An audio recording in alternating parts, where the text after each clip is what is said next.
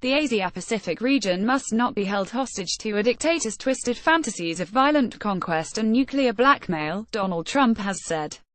The U.S. president warned every step the North Korea regime takes towards more weapons is a step it takes into greater and greater danger. His latest tough talk on Pyongyang and its leader Kim Jong-un came during a speech at Asia-Pacific Economic Cooperation Summit in Da Nang, Vietnam. The issue of North Korea's nuclear weapons program has loomed large over Mr. Trump's first tour of Asia.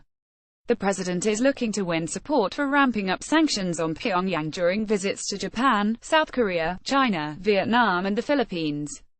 His speech came as South Korea announced it would join 3 U.S. aircraft carrier strike in a rare military drill in the Western Pacific over the weekend. The USS Ronald Reagan, the USS Theodore Roosevelt and the USS Nimitz will sail together for the first time in a display of military might timed to coincide with the last leg of the president's tour and amid heightened tensions in the region over North Korea.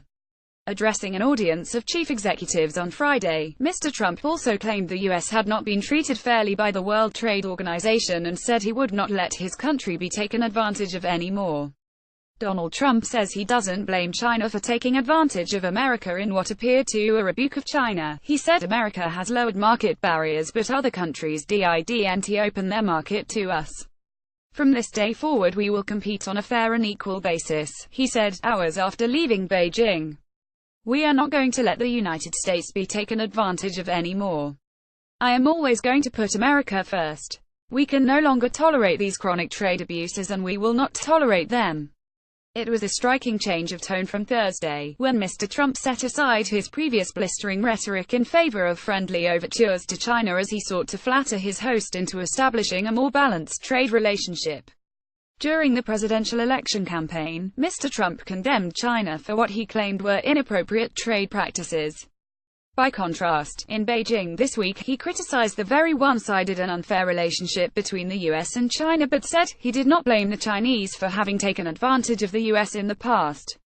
He said China must immediately address the unfair trade practices that drive a shockingly large trade deficit, along with barriers to market access, forced technology transfers and intellectual property theft.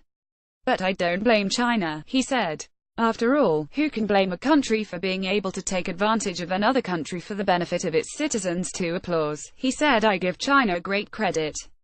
China's trade surplus with the U.S. for the first 10 months of this year was $223 billion, £170 billion. In Friday's speech, Mr. Trump also claimed the whole world was being lifted by America's economic renewal and that a new optimism has swept across the U.S. since his election.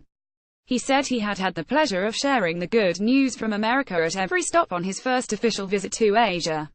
More about Donald Trump, North Korea, Vietnam, China reuse content.